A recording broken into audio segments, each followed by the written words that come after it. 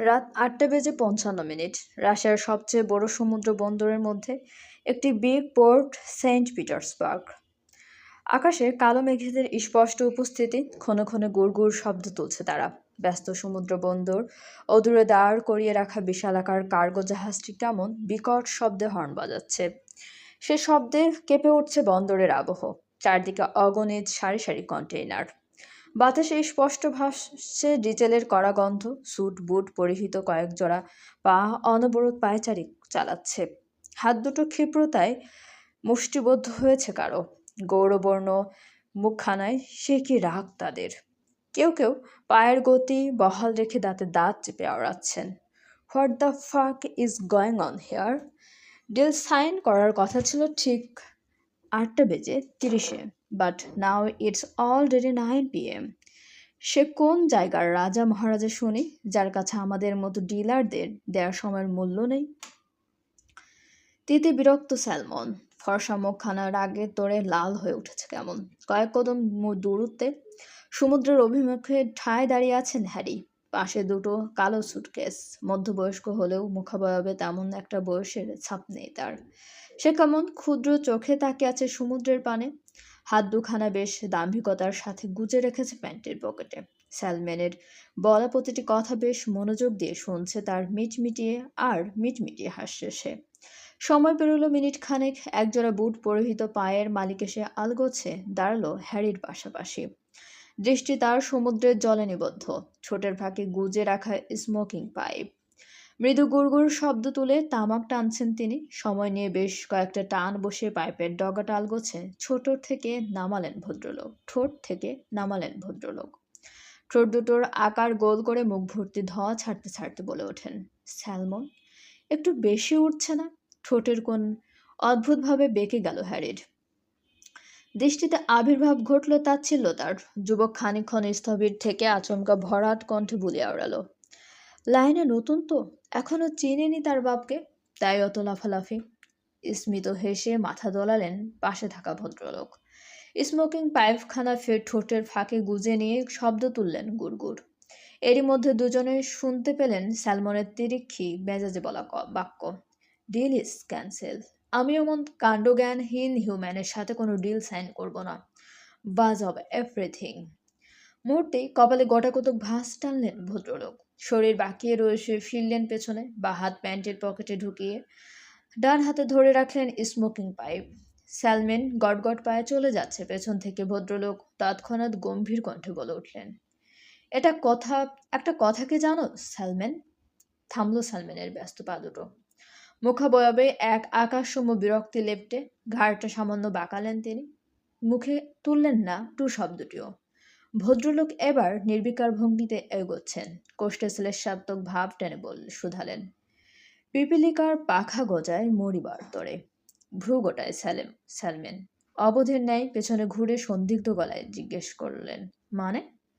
রহস্যময় বাঁকা হাসলেন ভদ্রলোক। ঠোঁটের দিকে পাইপ এগোতে এগোতে কেবল ছোট উত্তরে বললেন, আর একটু পর বুঝে যাবে। এহেন মোটা মোটা কথাগুলো মগজে ঢুকলো না স্যালমেনের।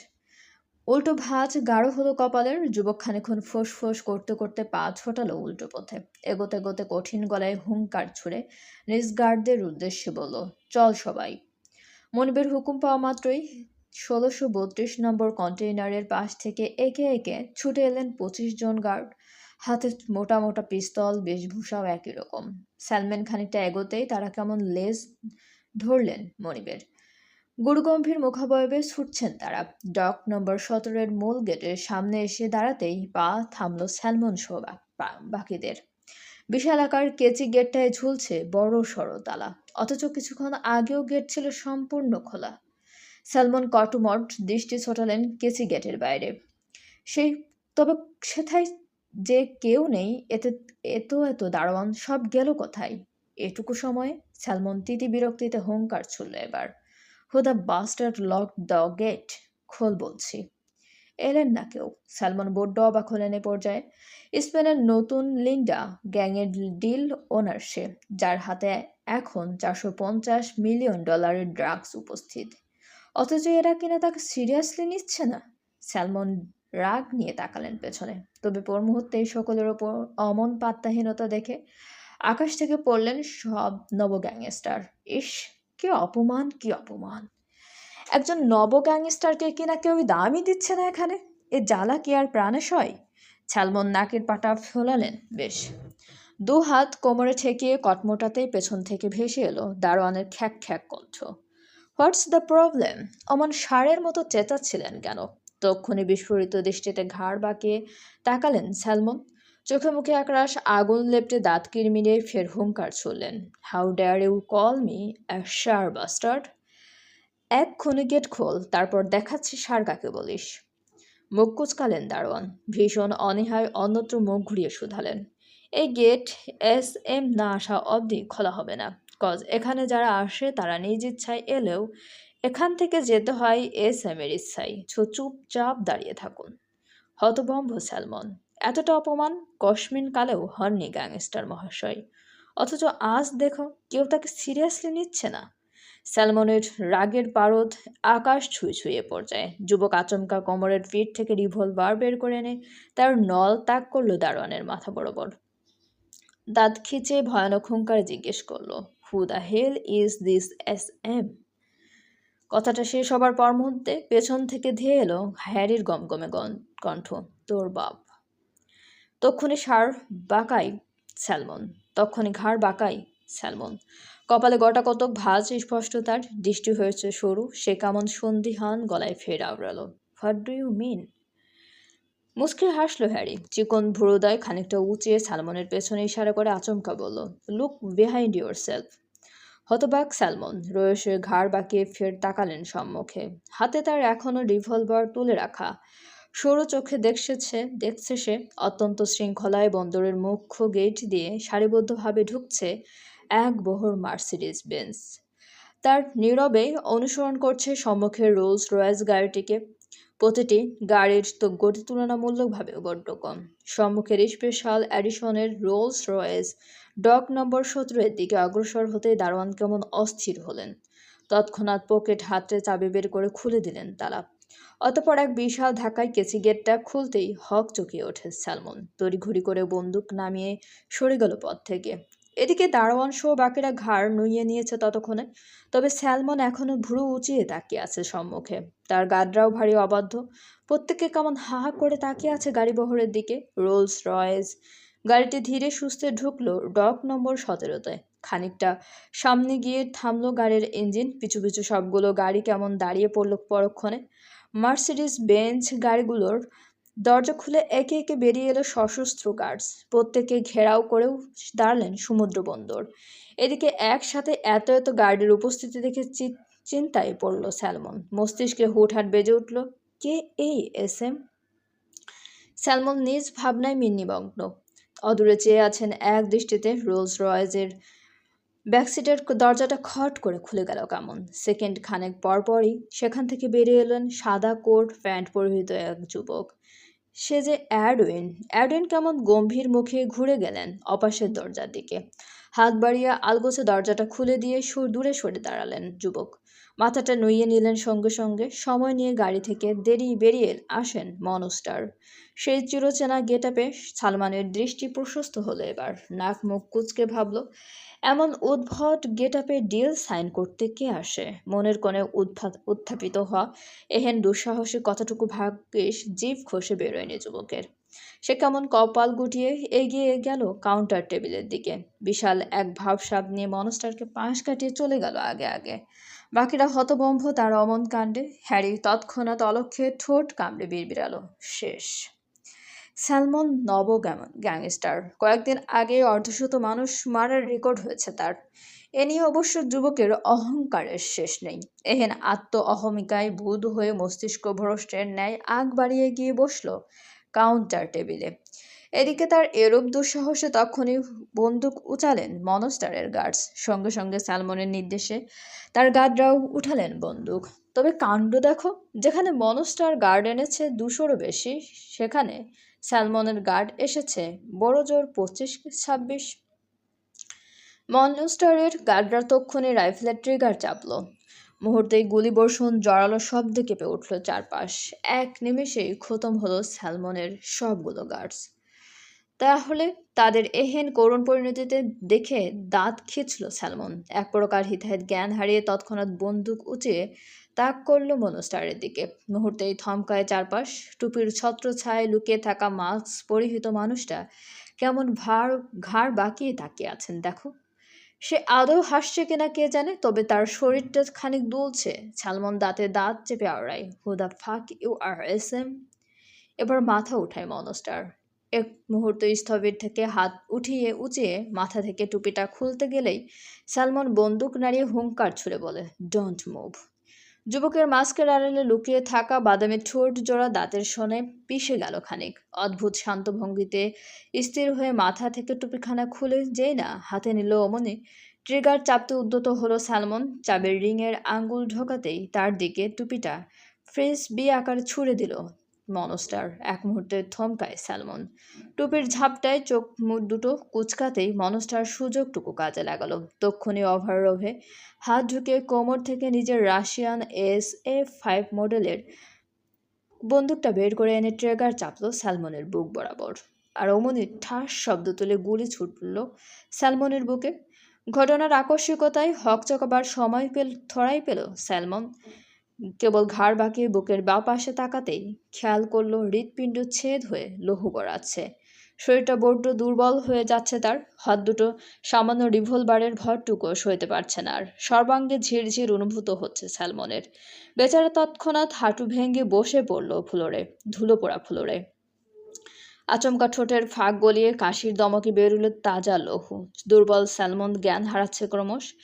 ঝাপসে চোখে তার সামনে তাকাতেই দেখে কেউ একজন এগোচ্ছে তার দিকে। সালমন নিজ চোখ দুটো এক প্রকার টেনে হিঁচড়ে খুলে রাখার প্রয়াসে মত্ত। ততক্ষণে এক বলিষ্ঠ পুরুষ একদম মুখোমুখি এসে আচমকা পা উঠিয়ে রাখল সালমনের বাম কাঁধে। বুটের শক্ত আর দাম্ভিক সোলের অবাধ্য জোরে কাঁধ নুইয়ে যাচ্ছে সালমনের। বেচারা ব্যথায় কুঁচকে নিয়েছে মুখ। সম্মুখের কঠিন মানব তখন আলতো করে বন্দুকের উষ্ণ নল ঠেকালো স্যালমনের মাথার তালু বরাবর। অতপর হিসিয়ে আওড়ালো, the fucking SM is none other than the great Rushdie King, Shadow Monster. I hope you are happy to know my identity. থমকায় দুর্বল সালমন। নিবু চোখ দুটো খানিক উঁচিয়ে তুলতেই তার খুলি বরাবর একের পর এক ট্রিগার চাপলেন নির্দয় মানব। মুহূর্তে ছিন্ন ভিন্ন হয়ে গেল সালমনের মস্তিষ্ক। মনস্টার থামল সময় নিয়ে। আলতো করে সালমনের কাঁধ থেকে পা নামিয়ে আনতেই ফ্লোরে লুটিয়ে পড়ল সালমনের নিস্তেজ দেহ। আশেপাশে তটস্থ সবাই কেউ আর যেচে পড়ে চোখ তোলার দুঃসাধ্য দেখালো না। হিংস্র মনস্টার তখন এক ঝটকায় পাশ থেকে একটা চেয়ার ঘুরিয়ে এনে সালমনের নিস্তেজ দেহটার ওপর রাখল। অতপর সেথায় ভর দিয়ে বসলেন তিনি। পরক্ষণে নিজ বুট পরিহিত পা দুটো আলগোছে তুলে দিলেন টেবিলের উপর। বা হাতে সামান্য চুটকি বাজে আঙ্গুলের ইশারায় কে জানে কি বোঝালো। তক্ষণে একজন গার্ডস কেমন ঝড়ের বেগে ছুটে এলেন ক্রোটস নিকারাগুয়ান সিগার আর লাইটার নিয়ে। সেই তিনি ঘাড় নুইয়ে হাঁটু গেড়ে বসলেন ফ্লোরে। হাত দুটো উঁচিয়ে ধরতেই মনস্টার সেখান থেকে একখানা সিগার তুলে আলগোছে মাস্কের উপর দিয়েই ঠোঁটের ফাঁকে গুজলেন। অন্যভাবে অত্যন্ত দক্ষতার লাইটার জ্বালিয়ে সিগার ধরিয়ে দিল এক লম্বা টান। টেবিলের ওপর পা দুটো খানিকটা নাড়িয়ে চাড়িয়ে হুকুম ছুড়ল, পেপারস নিয়ে আয়। তড়িৎ বেগে এগিয়ে এলেন ডিলার্স।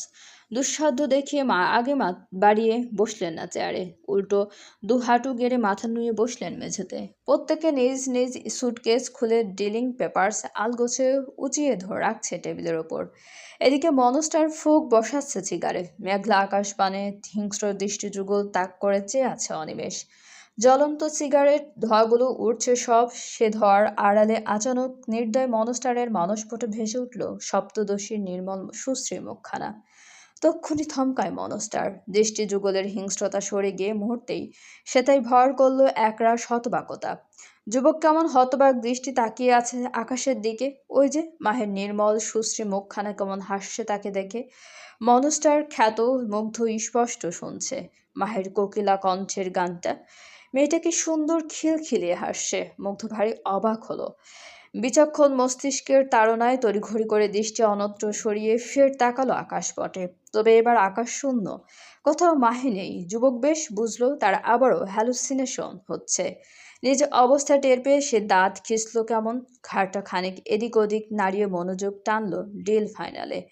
এতক্ষণে অ্যাডউইন গম্ভীর মুখে এসে দাঁড়িয়েছে মনস্টারের পাশে। নিজ উদ্যোগে টেবিলে পড়ে থাকা পেপারসগুলো আলতো ঝাঁকিয়ে এগিয়ে দিল মনস্টারের দিকে। মনস্টার কপাল গুটিয়ে হাতে নিল পেপার কাগজগুলো। প্রতিটি লেখায় আলতো করে চোখ বুলিয়ে যেই না সিগনেচার জায়গায় কলমের খসখসে আগা বসাবে, অমনি ফের মানসপটে ভেসে উঠল সপ্তদশীর পেল্লব মুখখানা। এবারেরও থমকায় মুগ্ধ। সপ্তদশী এবার গাল ফুলিয়েছে, বাম গালের টোলটা ভারী স্পষ্ট হয়েছে দেখো। মাখনের ন্যায় গাল দুটো পটকা মাছের মতো ফুলে আছে। চোখের চশমাটা নাকের ডগায় এসে ঠেকেছে। মুগ্ধের দৃষ্টি থমকেছে ফের। যুবকের কপালের চামড়া শিথিল হচ্ছে ক্রমশ। হতবিহ্বল তাই যুবকেরা আঙ্গুল হচ্ছে নড়বড়ে। কলমের খসখসে ডগা কাগজ থেকে খানিকটা সরতেই পাশ থেকে অ্যাডউইন কেমন চাপা সরে ডাকলো, মনস্টার। তক্ষুনি ঘর ভাঙল যুবকের। হতভম্বকতার চোখ সরিয়ে অ্যাডউইনের ওপর তাক করতেই মাথা ঝুঁকায় অ্যাডউইন, ভীত সন্ত্রস্ত কণ্ঠে আওড়ায়, মনস্টার, সাইন করবেন না? তড়িৎ চোখ জল শক্ত করল মুগ্ধ। নিজ কৃতকর্মে বিরক্ত সে। এক হাতে ঘাড় ডলতে ডলতে ব্যাপক অনীহা নিয়ে সই করল সব কটা কাগজে।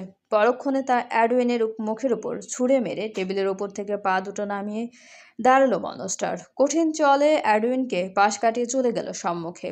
একটু দূরেই বন্দরের দ্বার। সমুদ্রের বিশালতার কাছে নিজেকে তুচ্ছ তাচ্ছিল্য করার এক অপরূপ স্থান।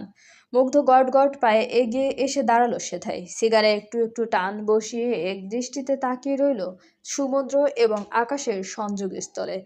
এদিকে অ্যাডউইন আনমনে হাতের কাগজগুলো নাড়িয়ে চাড়িয়ে দেখছে। তবে সিগনেচারের জায়গায় এক অদ্ভুত লেখা দেখে ভুরু কুঁচকে আসে যুবকের।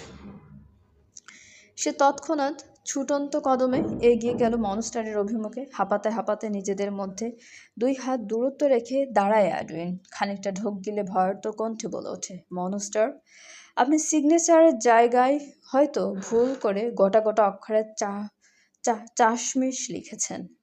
তৎক্ষণাৎ ভুরু গোটাই মাফিয়া বস দাঁত খিচে পেছনে ঘুরতে ঘুরতে আওড়ালো, হোয়াট দ্য ফাক আর ইউ সেই? বাকিটা বলার আগে মাফিয়া মনস্টারের দৃষ্টি আটকালো তার এই সিগনেচারে। বেচারা অ্যাডউইন ভয়ে ভয়ে আগে ভাগেই হাঁটু গেড়ে বসেছে ফ্লোরে। দুহাত উঁচিয়ে রেখেছে, কাগজগুলো ফলে দৃশ্যমান হয়েছে সিগনেচারের অংশ। মুগ্ধের গুটিয়ে রাখা ভ্রুদয় গুটিয়ে গেল আরও। চোয়ালের পেশি হলো টান টান। সে তক্ষুনি অ্যাডউইনের হাত থেকে এক টানে ছিনিয়ে নিল কাগজগুলো। হন্যে দৃষ্টিতে সবগুলো সিগনেচার এরিয়ায় চোখ বুলিয়ে দেখে সব কটাই লেখা চাশমিশ। মুহূর্তেই কঠিন হলো মনস্টারের মুখমণ্ডল। তার সরাসরি জ্বলে উঠল রাগে। দাউ দাউ করছে তার মাথার তালু। কঠিন মানব সহসা কাগজগুলো টেনে হিঁচড়ে ছিঁড়ে ফেললো কেমন। নত মস্তিষ্কে বসে থাকা অ্যাডউইন থোড়াই দেখলো তা। দেখলে হয়তো এতক্ষণে বুক চেপে ধরতো বেচারা। এদিকে মুগ্ধ ততক্ষণে পেপারগুলোকে ছিঁড়ে ছুঁড়ে ফেললো মেঝেতে। কিছু কিছু ছেঁড়া অংশ গিয়ে পড়লো অ্যাডউইনের গায়ে। মুহূর্তেই থমকায় অ্যাডউইন। বকার মতো চোখ সনাবড়া করে তাকিয়ে রইল কেবল।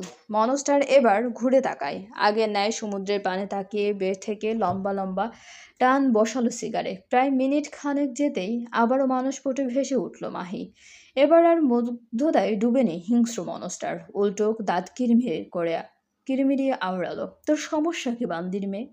হুটার চোখের সামনে ভেসে উঠছিস কেন? Don't you know I am a bloody beast? Next time চোখের সামনে ভেসে উঠলে একদম মেরে ফেলবো তোকে। আই রিপিট, একদম মেরে ফেলবো। মনস্টার একা একা বিড়বিড় করছে। তা দেখে শঙ্কিত অ্যাডউইন হা করে তাকিয়ে আছে কেমন। ভেবে যাচ্ছে এক মনে, মনস্টার কথা বলছে কার সাথে। Cutie, wait, cutie? ছোট্ট খরগোশখানা পুরো ঘরময় দৌড়াচ্ছে কেমন। পিছু পিছু ছুটছে সপ্তদশী। এক নাগারে ডেকে যাচ্ছে তার কিউটিকে। তবে খরগোশটাকে দেখো, শুনছে না তার ডাক। মাহি দাঁড়িয়ে পড়লো হুট করে। হাঁপাতে হাঁপাতে কোমরের দুপাশে হাত ঠেকিয়ে বলল, কিউটি, আই এম টায়ার্ড, দাঁড়াও। শুনলো না কিউটি। উল্টো দরজার সামান্য ফাঁক ফোকর দিয়ে দৌড়ে পালালো করিডোরের দিকে। এহেন কাণ্ডে হকচকায় মাহি। তৎক্ষণাৎ কিউটিকে ডাক দিয়ে ছুটে পালালো। ছুট লাগালো পিছু পিছু। এগিয়ে এসে হাত বাড়িয়ে স্লাইডিং দরজাটা সামান্য খুলতেই করিডোরে উকি দেয় মাহি। কিউটিকে দেখা যাচ্ছে না। কোথায় গেল সে? মেয়েটা কেমন ভয়ে ভয়ে শুকনো ঢোক গিলল, চাপাক স্বরে বলল, কিউটি, কোথায় গেলে? বোবা প্রাণীর প্রত্যুত্তরে এলো না সাথে সাথে। সপ্তদশী পড়ল মহাচিন্তায়। বেচারা আবার কোথায় গেল কে জানে। মাহি ভয়ে ভয়ে বেরোলো ঘর ছেড়ে। কাঁপা কাঁপা কদমে প্রশস্ত করিডোরে হাঁটতে হাঁটতে ফের ডাকে, কিউটি। হাঁটছে মাহি, সারা গা কাঁপছে ভয়ে। সোনালি আলোয় ডুবে আছে চারপাশ। করিডোর দিয়ে খানিকটা এগোতেই হুট করে তার কর্ণকুহরে ভেসে এলো অতি পরিচিত গর্জন ধ্বনি। Who did that? থমকায় মাহির পা দুটো। ভয়ে কাঠ হয়েছে গলা। মন একবার ছুটে ঘোরের দিকে চলে যেতে চাইলেও আরেকবার ভাবছে কিউটির কথা। রাক্ষসটা যেভাবে গর্জন তুলছে, পাছে না আবার তার খরগোশ ছানাকে তুলে একটা আছাড় মেরে বসে। মাহি শক্ত করলো নিজেকে। মনে মনে একরাশ সাহস জুগিয়ে এগোলো সিঁড়ির দিকে। গ্রাউন্ড ফ্লোরে চলছে তছনছ। মনস্টার হুট করে খেপেছে ভীষণ। আশেপাশে যত দামি না দামিজি কাচের আসবাবপত্র আছে তার সব ইতিমধ্যে ভেঙে চুরমার করেছে মহোদয়। এতেও যদি রাগ কমতো তার, মানুষটা কেমন খ্যাপাটে ষাঁড়ের ন্যায় চাবুক চালাচ্ছেন প্রত্যেকের গায়ে। বারে বারে হুঙ্কার তুলছে বাঘের ন্যায়। সপ্তদশী কাঁপা কাঁপা কদমে নামছে সিঁড়ি বেয়ে। তাকাচ্ছে এদিক ওদিক, খুঁজে চলেছে তার সখাকে। কিয়ৎক্ষণ বাদে হুট করে দেখা মিলল কিউটির। বেচারা কেমন গা গুটিয়ে বসে আছে গ্রাউন্ড ফ্লোরের কাউচে। মাই হকচকাই। কিউটি এখন বিপদ সংকুল জায়গায়। তার যদি কিছু হয়ে যায় তো? সপ্তদশী তড়িঘড়ি করে নিচে নেমে আসে সিঁড়ি বেয়ে। ওদিকে খ্যাপাটে মুগ্ধের হিংস্র চাহনি আচানক আটকালো সপ্তদশীর পানে। মাহি অস্থির পায়ে সিঁড়ি বেয়ে নামছে। সিঁড়ির নিচু ফ্লোরের অসংখ্য কাছের টুকরো। সেটাই পা পড়লে মুহূর্তেই ছিন্ন ভিন্ন হবে নরম পায়ের ত্বক। মাহির আপাতত সেদিকে থোড়াই খেয়াল আছে। মেয়েটা কেমন উদ্ভ্রান্তের ন্যায় নামছে দেখো। আর ডান পাটা যেই না সিঁড়ি বেয়ে ফ্লোরে পড়বে, অমনি একখানা শক্তপোক্ত হাত এসে আচমকা পেতে বসলো মেয়েটার পায়ের তলায়। সপ্তদশী থমকায়। হঠাৎ পায়ের গতি থামাতে না পেরে পা রাখলো শক্তপোক্ত হাতের তালুতে। হকচকিয়ে নজর ঝুঁকিয়ে তাকাতেই দেখল এতক্ষণ পুরো বাড়ি জুড়ে তাণ্ডব চালানো হিংস্র মানব, দ্য গ্রেট রুশডি কিং ওরফে শ্যাডো মনস্টার, তার সামনে কেমন হাঁটু গেড়ে মাথা নত করে বসে আছে। চলবে। গল্পটি আপনাদের কেমন লাগছে অবশ্যই আমাদেরকে কমেন্ট করে জানাতে ভুলবেন না, এবং আমাদের চ্যানেলটি প্লিজ সবাই সাবস্ক্রাইব করুন, এবং গল্পটি ভালো লাগলে অবশ্যই সবাই লাইক, কমেন্ট এবং শেয়ার করতে ভুলবেন না আপনাদের প্রিয় মানুষগুলোর সাথে। আমাদের চ্যানেলের সঙ্গে থাকার জন্য সবাইকে অনেক অনেক বেশি ধন্যবাদ।